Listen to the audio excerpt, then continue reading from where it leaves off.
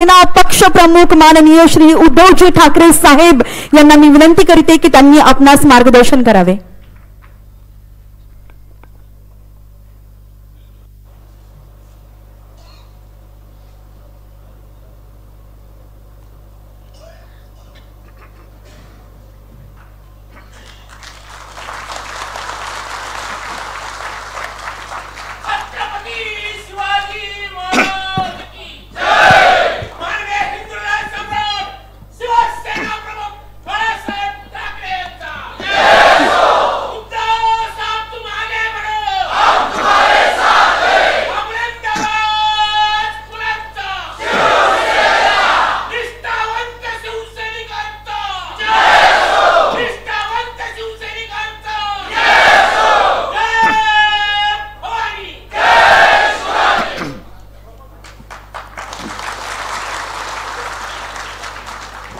जमलेल्या माझ्या कडवट निष्ठावंत शिवसैनिक बांधवांनो, भगिनी आणि माता,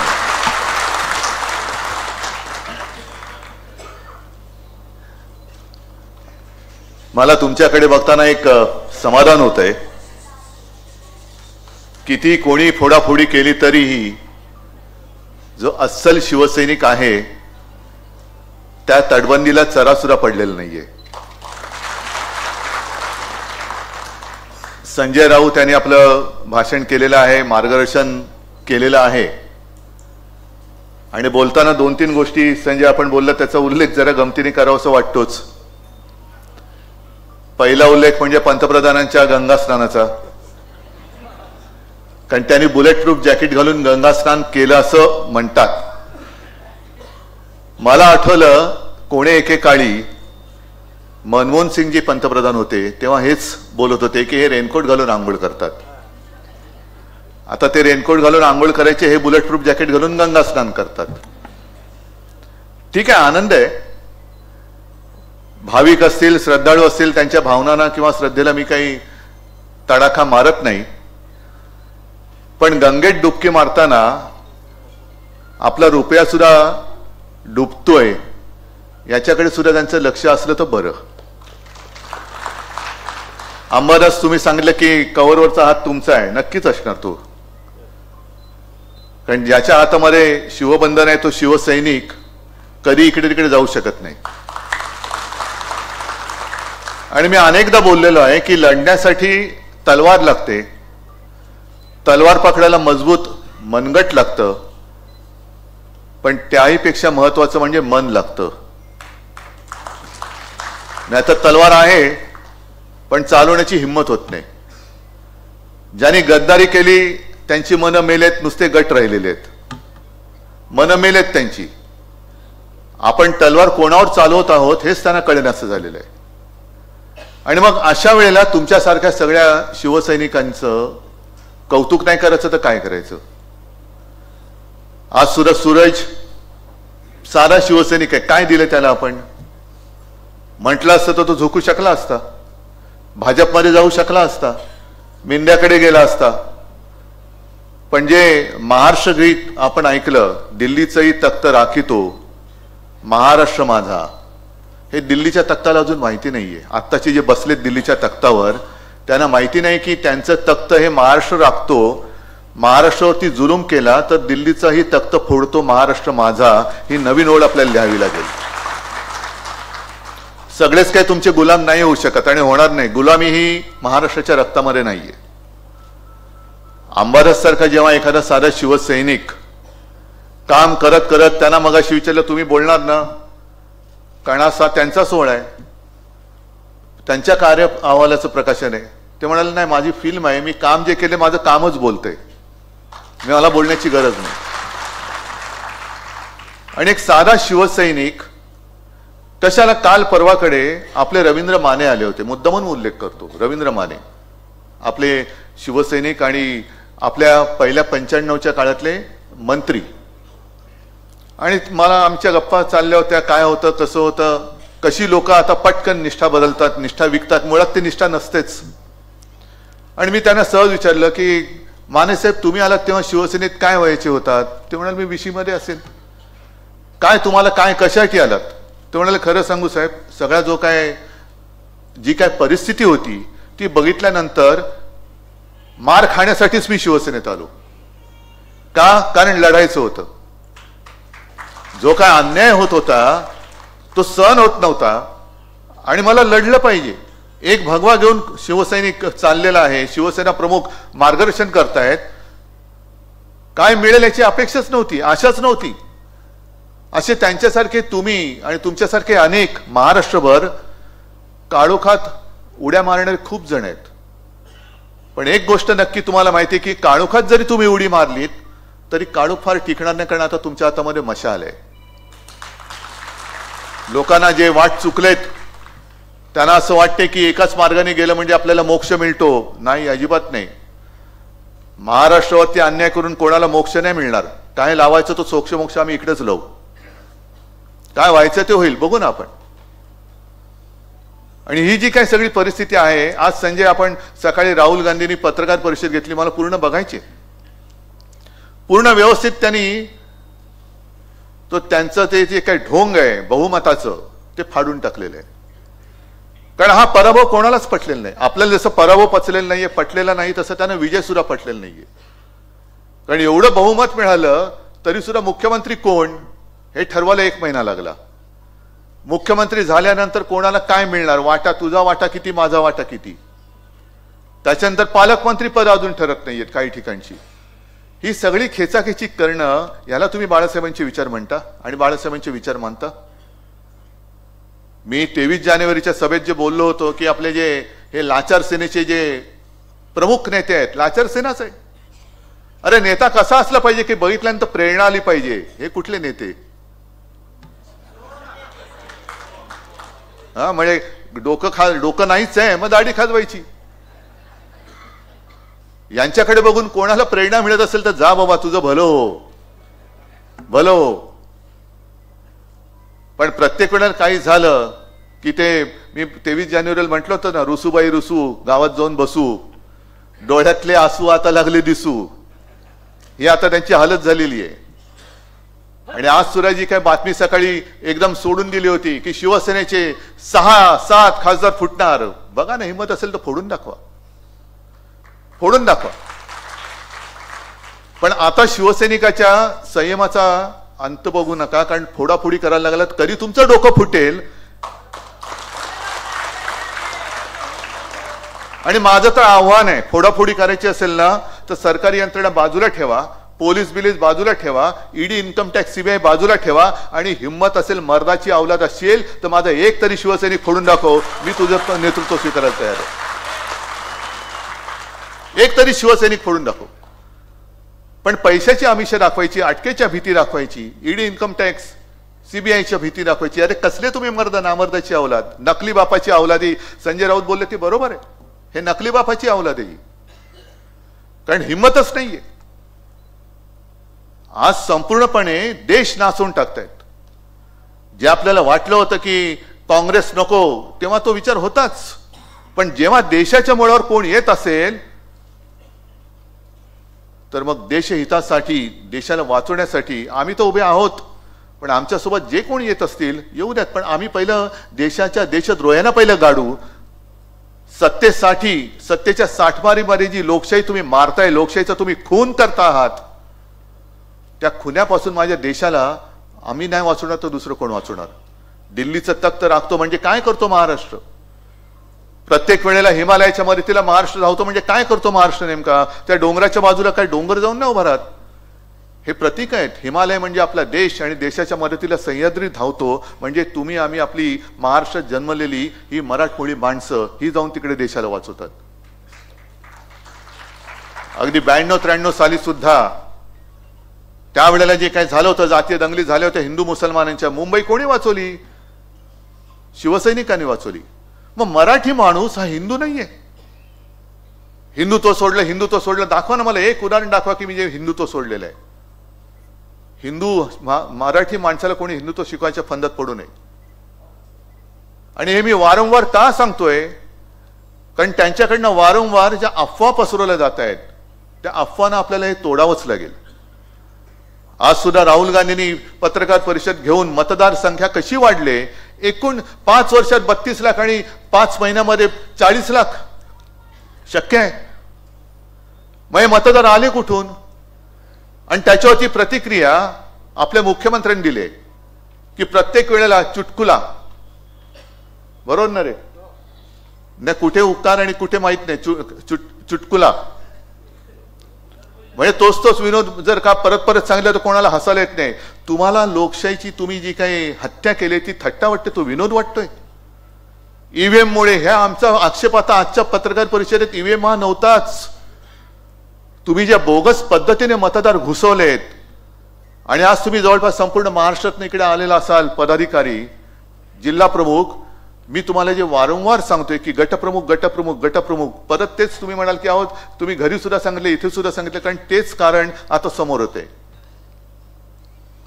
कारण फार वर्षांपूर्वी सेशन आपले निवडणूक आयुक्त होते, मुख्य निवडणूक आयुक्त महाराष्ट्रामध्ये आले होते. मंत्रालयात त्यांनी सर्व पक्षांची एक मीटिंग घेतली. मला वाटतं देसाई साहेब तुम्ही असाल, पण मी सुद्धा आलो होतो, मनोहर जोशी वगैरे असतील सोबत, सगळे शिवसेना नेते, आणि आम्ही शिवसेनेच्या वतीने तिकडे गेलो. मंत्रालयात भेट झाली. मग त्यांनी काय करायला पाहिजे, काय करायला नको, ह्या सगळ्या गोष्टी सांगितल्यानंतर चहा पाण्यासाठी आम्ही जेव्हा बसलो तेव्हा मला बाळासाहेबांनी सांगितलं होतं की त्यांना मुद्दामून सांग की माझ्या देशात बांगलादेशी मतदान कसा करू शकतो. मी त्यांना विचारलं की सेशन साहेब हे तुम्ही सांगितलं फार छान आहे, पण मुळामध्ये दुसऱ्या देशातला मतदार बांगलादेशी हा माझ्या देशात येऊन, माझ्या राज्यात येऊन, माझ्या शहरात येऊन मतदान कसा करू शकतो, तिकडे तुम्ही काय करता? त्यांनी माझ्याकडे बघितलं आणि मला म्हणाले की एक काम कर, तू त्यांना रेशन कार्ड द्यायचं थांबव, तू म्हणजे राज्य सरकार, मी नाही तर उद्या परत बातम्या उद्धव ठाकरे बांगलादेशांना रेशन कार्ड देतात म्हणून, आणि हे वाक्य तोडून हे सुद्धा फिरवतील. ते एवढे नीच आहेत बिनबापाचे.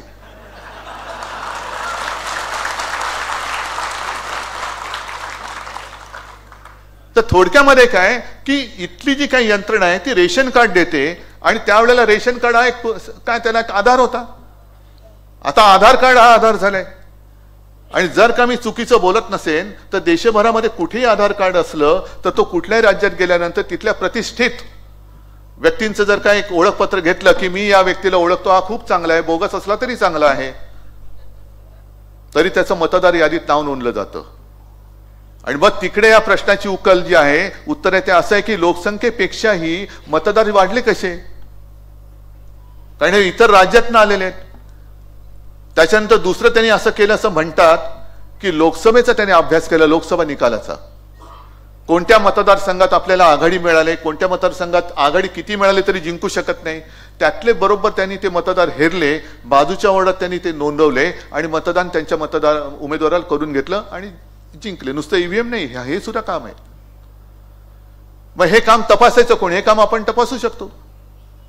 सातत्याने मी जे सांगतोय मुद्दामून या चॅनल समोर सांगतोय, कारण प्रत्येक मतदाराचं एक कर्तव्य आहे, प्रत्येक पक्षाच्या कार्यकर्त्याचं एक कर्तव्य आहे की माझ्या मतदार यादीत अचानक हा माणूस घुसलाय, तो कोण आहे, कुठे राहतो.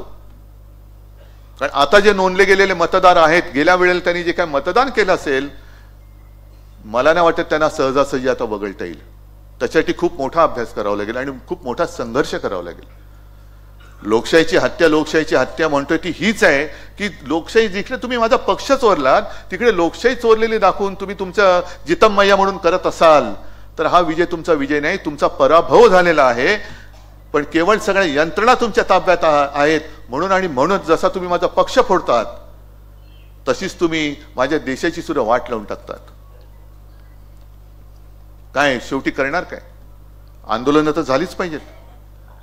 मी तर सगळ्यांना सांगतो की एक काम करा, जसं अंबादासने केलं ना जनता दरबार, अंबादास हे काम चालूच ठेवायचं. सगळ्यांना सांगतोय चालूच ठेवायचं,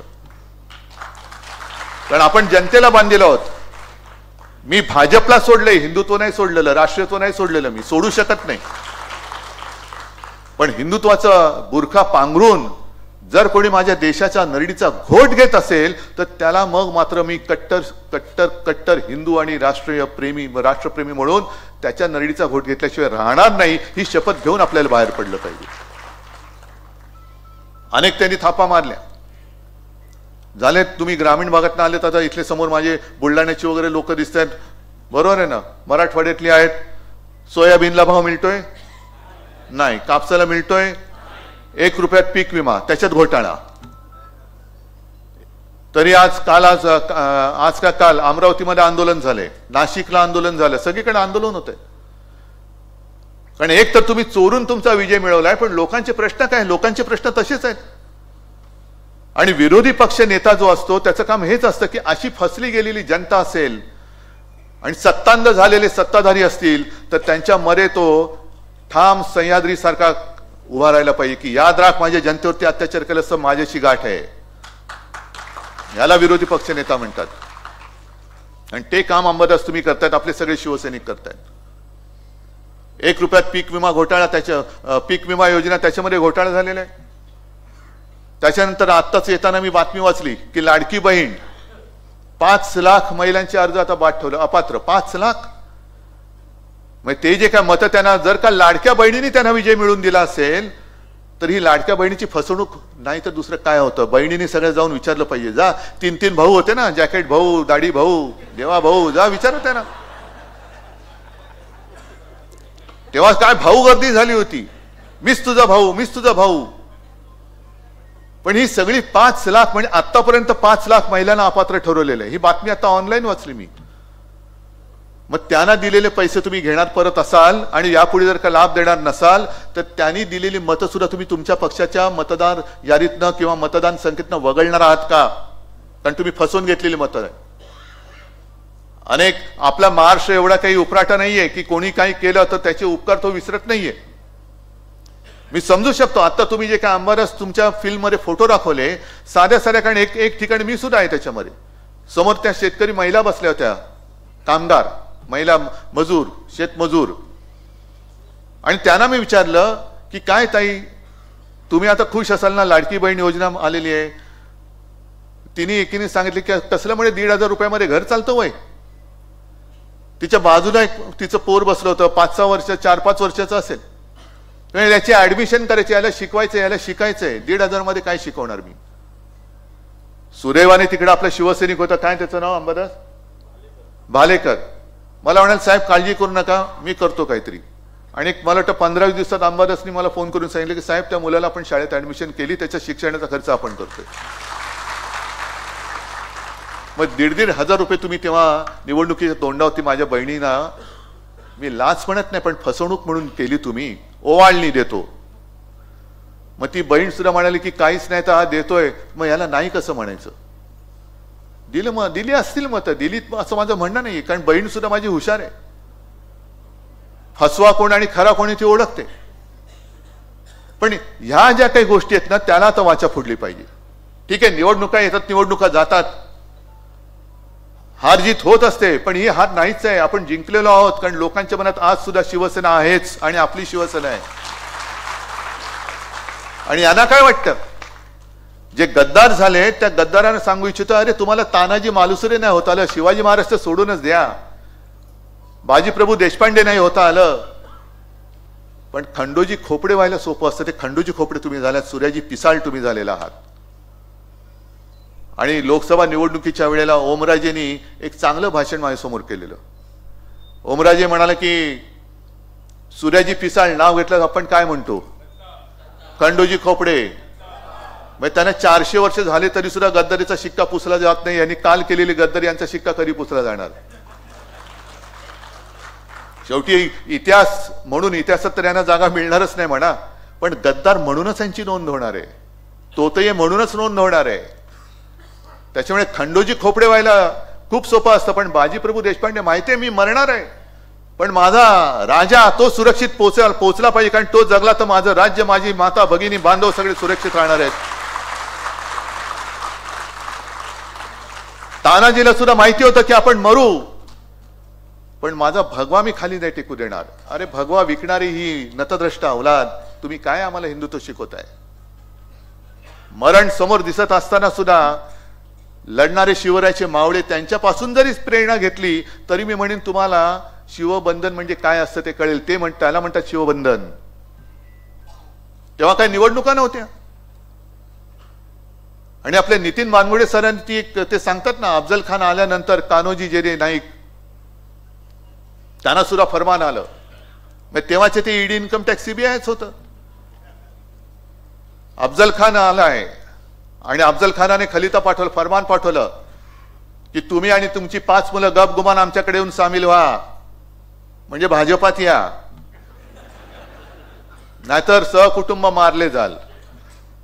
आणि मग तो ते फरमान घेऊन 5 मुलांना घेऊन कान्होजी गेले महाराजांकडे आणि त्यांनी सांगितलं अफजल खानाचा खलिता आलेला आहे. महाराजांना माहिती होतं. ते मग त्यांनी असं असं लिहिलेलं आहे. तर शिवाजी महाराज म्हणाले ठीक आहे, मग जा की, तुमचं जर का प्राण वाचत असतील, तुम्हाला काय आमदार खासदार नाही तर एसीओ होत असाल. आता 1,94,000 त्या चट्या उचलणाऱ्यांना भाजप एसीओ करतोय, तर जा तुम्ही. आणि तेव्हा कान्होजी जेदे ताडकन बोलले, चिडले. ते बोलले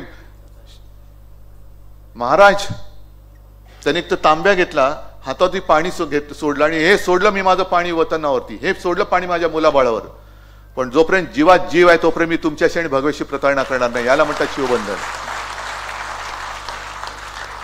याचा अर्थच यांना कळणार नाही. आज महाराष्ट्र मारला जातोय, मुंबईचा सत्यानाश करतायत. जे गेले वर्ष 1.5 वर्ष मी बोलतोय, आदित्य बोलतोय, सगळे बोलतायत की आपल्या मुंबईला, जी मुंबई अभिमानाने आपण सांगतो की माझ्या देशाची आर्थिक राजधानी, त्या देशाच्या आर्थिक राजधानीला आता भिकेचे डोहाळे लावले त्यांनी, भिकेचे डोहाळे. संपूर्ण देशात सर्वाधिक कर संकलन करणार जर का राज्य आणि शहर असेल तर ती आपली मुंबई. जवळपास 35 ते 37% कर संकलन जे काय दिल्ली केंद्र सरकार करतात ना तिकडे बसून, हे त्यातलं एकटी मुंबई 35 ते 37% कर ही आपली एकटी मुंबई देते. आणि अभिमान आहे मला. सुनील, तुम्ही ज्या वेळेला महापौर होता 2012, त्यावेळेला 640 कोटीने आपली महापालिका त्रुटीमध्ये होती, तोट्यात होती. मग 2012 ते आता जेव्हा महापालिका विसर्जित होत होती तोपर्यंत संपूर्ण महापालिका सलग जेव्हा शिवसेनेच्या ताब्यात होती तेव्हा 92,000 कोटीच्या मुदत ठेवी किंवा फिक्स डिपॉझिट आपण केल्या होत्या. हा कोस्टल रोड जो केलेला आहे ते यांचं कोणाचं नाही, ना मोदींचा 1 पैसा आहे, ना देवेंद्र फडणवीसांचा 1 पैसा आहे, ना गद्दारांनी 1 पैसा टाकलाय. तो आपल्या मुंबई महापालिकेने टाकलेला पैसा आणि त्यातनं केलेलं हे काम आहे.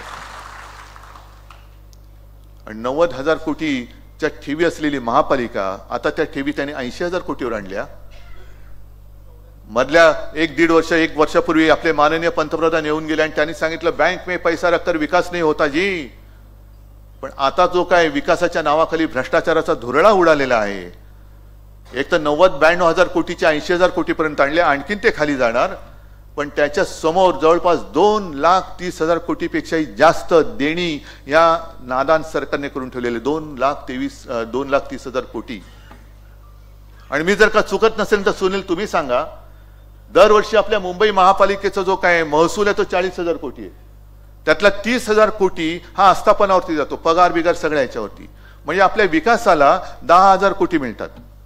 आधीच 1.25 लाख 2.5 लाख कोटी यांनी जर का देणं करून ठेवलं असेल तर मोजा ना तुम्ही, पाडा मोजा, 10×10, 10×2=20, 10×3=30, जवळपास 23 वर्ष या आजच्या कामाची देणी मुंबई महापालिका फेडत बसेल. कोणी केले हे पाप? कोणाच्या खिशात पैसा गेला? बैंक में पैसा रखकर विकास नहीं होता है तो फिर क्या कॉन्ट्रैक्टर के जेब में पैसा डालकर विकास होने वाला है? अदानीच्या घशात मुंबई घालून विकास होणार आहे? आज सुद्धा आणखीन एक बातमी आहे की धारावीच्या पुनर्विकासासाठी जेवढी जमीन पाहिजे त्याहीपेक्षा अधिक जमीन आणखीन अदानी मागतायत. द्या. त्यावेळेला इंग्रजांच्या काळामध्ये मुंबई आंदण दिली होती, आता तुम्ही अदानीला आंदण देतात. लढणार कोण? उभा कोण राहणार? आणि म्हणून शिवसेनेच्या मुळावरती घाव घालण्याचा प्रयत्न ते करतायत. कारण त्यांना माहिती आहे शिवसेना आहे आणि ज्या शिवसेनेचं प्रमुख पद आहे ना उद्धव बाळासाहेब ठाकरेकडे आहे. बाळासाहेब ठाकरे यांचा पूर्ण इतिहास तुम्हाला माहिती आहे. बाळासाहेबांच्या वडिलांचा इतिहास तुम्हाला नसेल माहिती तर सांगतो की संयुक्त महाराष्ट्राच्या चळवळीमध्ये पहिले 5 जे नेते होते त्याच्यात माझे आजोबा होते, प्रबोधनकार केशव सीताराम ठाकरे. त्यावेळेला तेही तुरुंगात गेले होते. आणि अशा घरात जन्मलेला माणूस जोपर्यंत तुमच्या समोर ठामपणे उभा आहे तोपर्यंत मी मुंबई तुम्हाला गिळायला देणार नाही, म्हणजे नाही, अजिबात नाही. आणि म्हणून उद्धव ठाकरेला एकटा पाडा. मराठी माणसाची ताकद, बटेंगे तो कटेंगे, हे आपल्याला वाटलं हिंदू मुसलमान, नाही, आपल्या मराठी माणसात त्यांनी लावली ही कलागती. म्हणजे चांगल्या संस्था आता मुंबई महापालिका तोडून टाकली, फोडून टाकली जवळपास. हॉस्पिटल्स आता त्याचं खाजगीकरण करायला चाललेत. महापालिकेचे हॉस्पिटल्स आहेत, राज्याचे हॉस्पिटल्स, मग भगवतीचं करणार का? चालत नाही, चालू शकत नाही. मग साधा माझा प्रश्न आहे, महापालिकेचे हॉस्पिटल चालत नाही म्हणून जर का खाजगीकरण करत असाल तर उद्या महापालिका नाही चालत, मग ती अदानीला दिली तर? नाही बाबा, महापालिका चालत नाही कारण आधीच 2.5 लाख कोटींचं डोक्यावरती ओझं आहे, आम्ही नाही करू शकत, देऊन टाका अदानीला. त्या महापालिकेच्या ऑफिसमध्ये काय अदानी बसणार तिकडे? आणि अशा वेळेला आपलं काम आहे, शिवबंधन काय असतं हे शिवबंधन नुसतं हातात असून चालत नाही. शिवबंधन हृदयात पाहिजे. आणि शिवबंधन म्हणजे या मातीशी आणि आपल्या मातेशी बंधन, त्याला मी म्हणतो शिवबंधन. ते खरं शिवबंधन आहे. आणि मग परत एकदा जेव्हा 1966 साली शिवसेना प्रमुखांनी जो आपल्याला एक मंत्र दिला, मराठा मराठेतर, ब्राह्मण ब्राह्मणेतर, 96 कोळी 92 कोळी, स्पृश्य अस्पृश्य, घाटी कोकणी असे सगळे भेदाभेद गाडून मराठी माणसाची भक्कम एकजूट बांधा, याला म्हणतात महाराष्ट्र धर्म. आणि हा महाराष्ट्र धर्मच हिंदुत्वाला वाचू शकतो, देशाला वाचू शकतो. आणि हेच तर खरं शिवबंधन आहे. आणि म्हणून तुम्हाला त्या शिवबंधनाची एक जाणीव करून देण्यासाठी अंबराज तुम्ही तुमच्या कार्यक्रमाचं नाव शिवबंधन ठेवलं, याच्याबद्दल तुमचं मी खास अभिनंदन करतो. आणि आज जरी माझ्या हातामध्ये काही नसलं देण्यासारखं, तरी हीच तर खरी शिवसेना आहे. जे शिवसेना प्रमुख बोलले होते ते आता आपल्याला राजकारणात करायचंय. नोकऱ्या मागणारे होऊ नका, नोकऱ्या देणारे व्हा. पद मागणारे होऊ नका, पद देणारे व्हा. कारण यांचं आयुष्य जे आहे मिंद्यांचं, अरे काजवा जरी एवढा असला तरी स्वयंप्रकाशित असतो. हे स्वयंप्रकाशित कुठे? यांच्यात तिकडनं टॉर्च मारतात तोपर्यंत दिसत आहेत. दिल्लीतनं टॉर्च बंद झाला की अंधारात कुठे जातील कळत नाहीत. आणि मग त्यांच्या बरोबर जे गेलेले आहेत त्या काळोखात काय चेंगराचेंगरी होईल काय कळणार नाहीये. यांचं भवितव्य फार बिकट आहे. त्यांना बाकी म्हणजे मी म्हणतो ना की पुण्यामध्ये तो कुठला आता एक तो रोग पसरतोय, GBS, बरोबर ना? कशामुळे पसरतोय? दूषित पाणी. कोण जबाबदार? उत्तर द्यायला कोण आहे? महापालिका आहे. महापालिका विसर्जित झाले, महापौर नाहीये. तुम्ही जे काय मागे म्हणायचं स्टँडिंग की अंडरस्टँडिंग आहो, तुमच्याकडेच ती पुणे महापालिका होती, भाजपकडेच होती.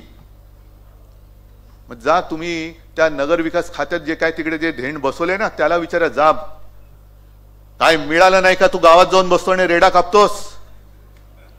पुणेकरांना दूषित पाण्यातनं रोग होत आहेत. कोण जबाबदार? कोण? मंत्री नाही तर दुसरा कोण असणार आहे? कारण तुम्ही महापालिका ठेवलेलीच नाहीये. पण हे जाब नाही विचारायचे. पण आम्हाला काय मिळालं तर आम्ही खुश, नाहीतर रुसूबाई रुसू. हे रुसूबाई रुसू सोडा. कारण जर जनता पेटली तर तुमच्या घरात घुसू, हे जनता म्हणेल उद्या. आणि अशा पद्धतीने हा जो काय कारभार चाललेला आहे त्या कारभाराला जर उत्तर द्यायचं असेल तर हातामध्ये शिवबंधन आणि भगवा घेऊनच आपल्याला उतरावं लागेल. बाकी बोलण्यासारख्या अनेक गोष्टी आहेत. सगळ्याच गोष्टी काय आज मी बोलणार नाही, कारण आजचा मुख्य कार्यक्रम अंबराजच्या कार्य अहवालाच्या प्रकाशनाचा आहे. आणि असं अहवाल प्रकाशन करणारे मला वाटतं शिवसेना हा एकमेव पक्ष असेल. अगदी नगरसेवक प्रकाशन करतात, शाखा प्रमुख करतात, विभाग प्रमुख करतात. दुसऱ्या पक्षामध्ये कार्यच नाही, अहवाल कसला देणार?